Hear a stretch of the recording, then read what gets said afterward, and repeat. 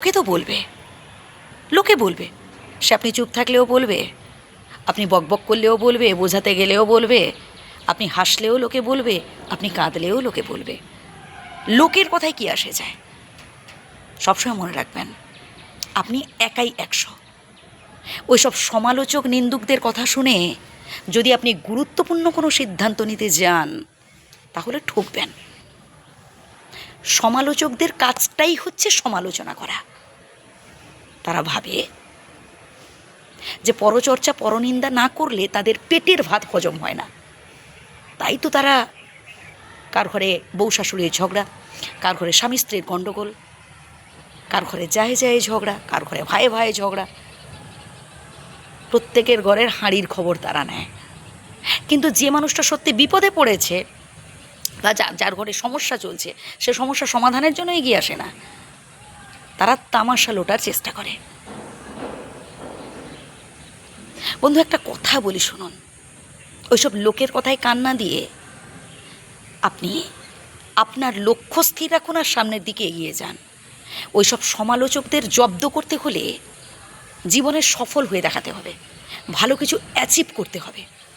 তবেই দেখবেন যারা একটা সময় আপনার পেছনে সমালোচনা করছে না, তারাই দেখবেন পরবর্তীকালে একটা সময় আপনার সামনে এসে ক্ষমা চাইবে। আর এদের সাথে ঝগড়াঝাটি করেও কোনো লাভ নেই, এদের সাথে তর্ক করে বা এদেরকে বুঝিয়েও কোনো লাভ নেই, আপনি পারবেন না।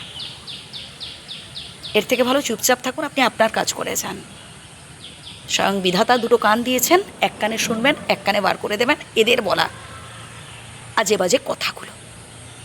এরা আপনাকে অপমান করবে, এরা আপনাকে সামনের দিকে এগোতে দেবে না, প্রচুর বাধা সৃষ্টি করবে, কটু কথা বলবে, এমন কথা বলবে যাতে আপনি নিজেকে ডিমোটিভেট করে ফেলেন, আপনার মধ্যে থাকা সমস্ত তেজ নষ্ট হয়ে যায়, সমস্ত শক্তি যাতে করে আপনি হারিয়ে ফেলেন।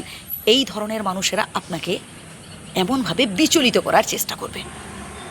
কিন্তু আপনাকে তো বিচলিত হলে চলবে না, আপনাকে স্ট্রং থাকতে হবে, নিজেকে পাওয়ারফুল করে তুলতে হবে, নিজেকে অধিকতর শক্তিশালী করে তুলুন, জীবনে জিতে দেখান। আমি বারবার বলি ভাই, শত্রুকে জব্দ করতে হলে ভালো কিছু অ্যাচিভ করুন, জীবনে সফল হয়ে দেখান।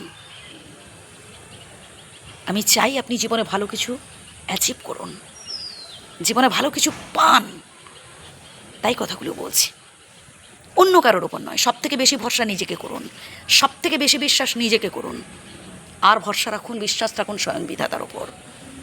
মনে রাখবেন, আপনার উদ্দেশ্য যদি মহৎ হয়, তার কর্মফল ভালো হবেই। ভালো থাকবেন, সুস্থ থাকবেন, ধন্যবাদ।